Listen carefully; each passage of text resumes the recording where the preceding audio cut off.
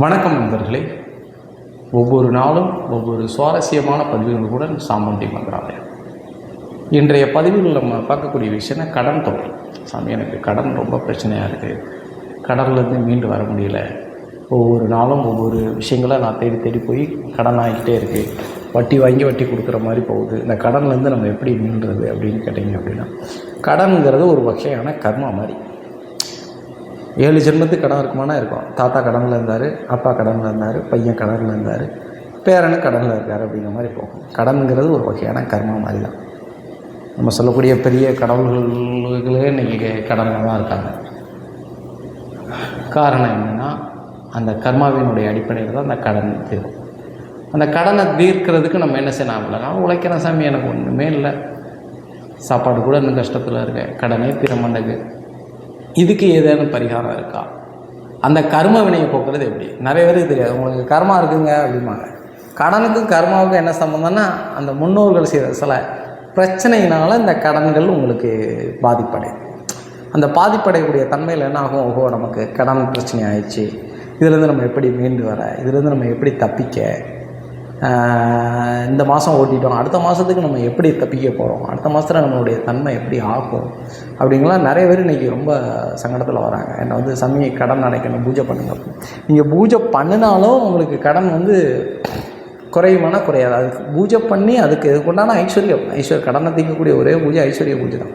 அந்த ஐஸ்வர்ய பூஜை நம்ம பண்ணி அது சார் 100 பேருக்கு பண்ணுறோம் அப்படின்னா ஒரு 10 பேருக்கு அது ஃபெயிலியர் ஆகிடும், அது பாஸ் ஆகுமானா ஆகாது. காரணம் என்னென்னா, கடனுங்கிறது கர்மாவை எடுக்கிறது ரொம்ப கஷ்டம். கர்மாங்கிறது யாராக இருந்தாலும் எப்படியா இருந்தாலும் அதை அனுபவிக்கணுங்கிற ஒரு அனுபவிச்சு தான் ஆகக்கூடிய பொருளாக இருக்கு.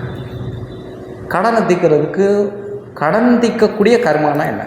இப்போ ஒரு கல்யாணம் ஆகக்கூடாதுன்னு ஒரு கர்மாவினை பாதிச்சு, கர்மாவில் நிறைய இருக்குங்க. நீங்கள் அதுக்கு ஒரு தனியாக நம்ம ஒரு வீடியோ போட என்னென்ன கர்மா இருக்குது. அந்த கடனுக்குள்ள கர்மானா வந்து நம்ம எப்படின்னா, யார்கிட்டையாவது காசு பணங்கள் கொடுத்து ஏமாற்றி அவங்க வயிறெஞ்சு அவங்க அதனால் ஏதாவது சூசைட் பண்ணி, இல்லை அதிகமான வட்டிகளுக்கு கொடுத்து அந்த பாவத்தை சேர்த்து வச்சு அதனால் பெரிய பெரிய கோடீஸ்வரர் இன்றைக்கி நடு ரோட்டுக்கு வந்துட்டாங்கன்னு சொல்லுவாங்க. இதில் பாதிப்படைஞ்சவங்க, கொடுமைகள் பண்ணி பாதிப்படைஞ்சவங்க, அந்த கர்ம வினையாக எங்கள் தாத்தா பண்ணாருங்க, கடைசியில் பார்த்தா எங்கள் அப்பாவும் கஷ்டப்படுதாரு, இப்போ நானும் கஷ்டப்படுறேன் அப்படிங்கிற ஒரு தன்மை கஷ்டத்தில் இருப்பாங்க. அவங்கள தீக்கணும், அவங்ககிட்டருந்து அந்த கஷ்ட நஷ்டங்களை மாற்றணும் அப்படின்னா அப்போ தான் அந்த கர்மாவை எடுக்கணும். இந்த கர்மாவை எடுக்கக்கூடிய தன்மை எப்படி இருக்கும், அந்த கர்மானா என்ன, அந்த கர்மா சார்ந்த விஷயங்கள் என்ன அப்படின்னு நம்ம ஒரு விஷயமாக சுவாரஸ்யமாக பார்த்தோம் அப்படின்னா, அந்த பரிகாரத்துக்கு வந்துடுறேன். நான் ஒரு பரிகாரத்துக்கு இப்போ நம்ம போயிடும். கடனை தீர்க்கக்கூடிய ஒரே பரிகாரம் என்ன அப்படின்னு கேட்டிங்க அப்படின்னா, பெரிய பெரிய சிவாலயங்கள் இருக்கும்.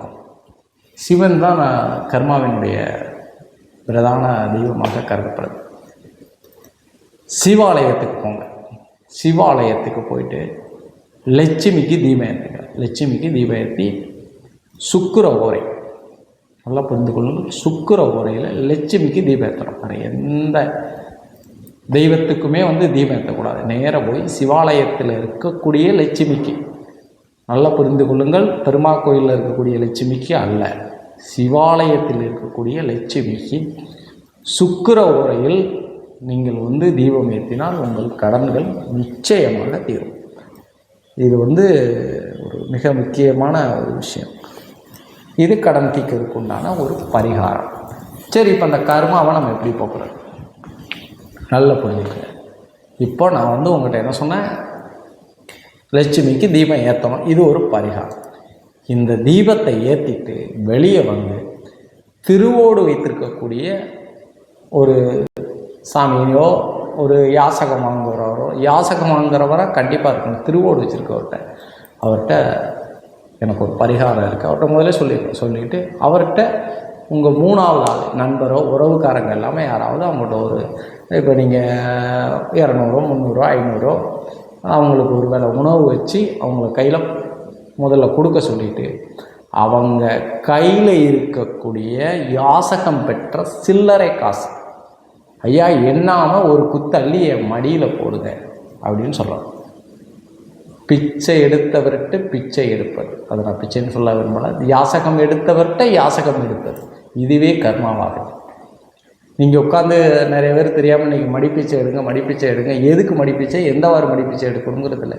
மடிப்பிச்சை எடுத்து கொண்டு போய் நீங்கள் உண்டியில் போடணும். பகவானுக்கு அப்படிலாம் கிடையாது, எந்த சாஸ்திரத்திலையும் சொல்லலை. மடிப்பிச்சைங்கிறது அன்னம் தான், அன்னம் இல்லை சோறு. நீங்கள் கடனை தீர்க்கணும், அந்த கடனால் வரக்கூடிய கர்மாவுக்கு செய்யக்கூடிய காசுகள்.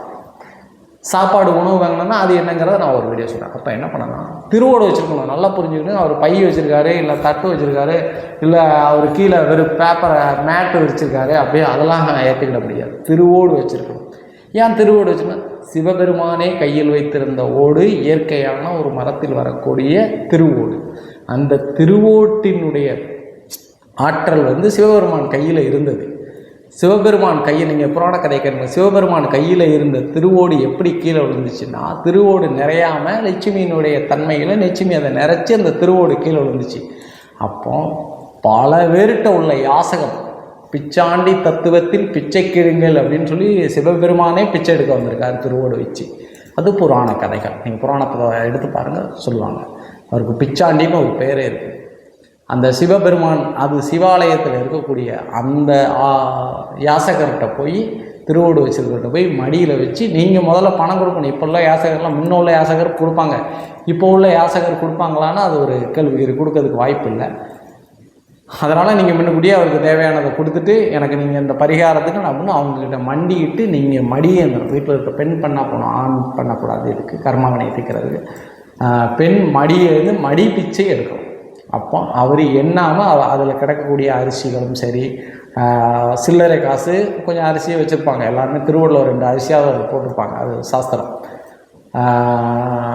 அந்த காசை அப்படி ஒரு குத்த அள்ளி அவர் உங்கள் மடியில் போட்டுருவார். அதை கொண்டாந்து மஞ்சள் துணியில் முடிஞ்சு, ஒரு மஞ்சள் துணினா பாலிஸ்டரில் போய் மஞ்சள் துணி வாங்காதீங்க, தயவுசெய்து சொல்லிடுறேன். ஒரு கடையில் போய் மஞ்சள் கலர்னு துணி வாங்காதீங்க. மஞ்சள் துணினா ஒரு துணி, வெள்ளை துணி எடுத்து அதை மஞ்சளில் முக்கி அதை காய வச்சு, அந்த மஞ்சள் துணியில் இந்த சில்லறை காசுகளை கட்டி நீங்கள் வைக்கக்கூடிய குபேர முக்குன்னு சொல்லக்கூடிய, மேற்குக்கும் தெற்குக்கும் நடுவில் இருக்கக்கூடிய குபேர முக்கில் இருக்கக்கூடிய பீரோலாக இருக்கட்டும், இல்லை உங்கள்கிட்ட பீரோல் வசதி இல்லை அப்படின்னா குபேர முக்கில் உயரமான இடத்துல ஒரு ஆணி அடித்து கூட நீங்கள் கட்டி தொங்க விட்டுருங்க. தொங்க விட்டு பூஜை பண்ணையில் அதை பண்ணிக்கிட்டே வந்தீங்கன்னா அந்த கர்மா தீரும்.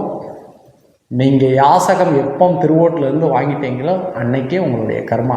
இதுக்குன்னா சிவபெருமானே அந்த கர்மம் பிடிச்சதுனாலையும் அந்த கர்மாவை அனுபவிக்கிறது தான் அவர் தெருவாக யாசகம் திருவோடு எந்தினவங்களுக்கு அப்புறம் தான் அவருக்கு ஒரு இதே கிடச்சிது. அதனால் திருவோட்டில் வரக்கூடிய பிச்சையை தர்மம் எடுத்தவர்கிட்ட தர்மம் வாங்கினால் அந்த கர்ம வினை தீரும். நல்லா புரிஞ்சுக்கிடுங்க.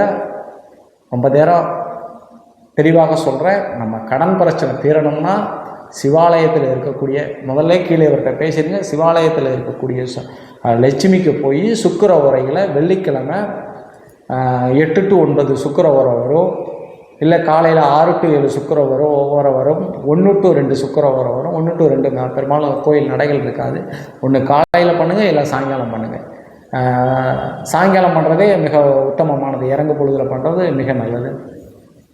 அந்த சிவாலயத்தில் போய் லட்சுமி தேவிக்கு விளக்கு ஏற்றிட்டு, எதுக்குன்னா அந்த திருவோடை நிறைச்சது லட்சுமி தான். நல்லா புரிஞ்சுக்கிடுங்க. சிவபெருமான் கையில் இருக்கக்கூடிய திருவோடை நிறைச்சி விட்டது லட்சுமி தேவி தான். அதனால் அந்த லட்சுமி தேவியினுடைய வணங்கிட்டு நீ எனக்கு படியலமான்னு சொன்னால், அந்த யாசகத்தின் வழியாக அந்த திருவோட்டுக்கு எப்படி லட்சுமி அளித்தாரோ அதே மாதிரி லட்சுமி அனுமதி வேணும். திருவோடு சிவபெருமான் கையிலேருந்து இது திருவோடை எடுத்ததே லட்சுமி தான். அதனால் லட்சுமியினுடைய தன்மை மிக முக்கியம் வாய்ந்தது. சிவாலயத்தில் இருக்க லட்சுமிக்கு விளக்கு, நெய் தீபமோ எண்ணெய் தீபமோ உங்களால் முடிஞ்ச தீபங்களை ஏற்றிட்டு நேராக அந்த யாசகர்கிட்ட, திருவோடு வச்சுருக்க யாசகர்கிட்ட மண்டிக்கிட்டு உங்கள் மடியை காமிச்சிங்கன்னா அவர் ஒரு குத்து அரிசி அள்ளி போடுவார். அரிசியோ சில்லறை காசு கம்பல்சரி, இப்போ சில்லறை காசு தான் இருக்கும், இப்போ அரிசிக்கு வாய்ப்பு இல்லை, கொஞ்சம் அரிசி இருக்கும். அதை போட்டதும் அதை கொண்டாந்து நீங்கள் மஞ்சள் தண்ணீரை முடிஞ்சு பீரோலோ பிளோ இல்லை லாக்கர் வச்சுருக்கோங்க, லாக்கரோ இல்லை எதுவுமே இல்லைன்னா ஒரு இடத்துல ஆணி அடித்து கூட குபேரமுக்கு, மேற்குக்கும் தெற்குக்கும் நடுவில் இருக்கக்கூடியதே குபேரமுக்காக கருதப்படுது. அந்த முக்களை வச்சு நீங்கள் வழிபட்டீங்க அப்படின்னா திருவோடு தர்மம் எடுத்தவர்கிட்ட தர்மம் வாங்கி உங்கள் கர்மவினை போக்கிக் கொள்ளுங்கள். கர்மவினை போக்குவதற்கு சிவாலயத்தை தேடுங்கள். நண்பர்களே, நன்றி, வணக்கம்.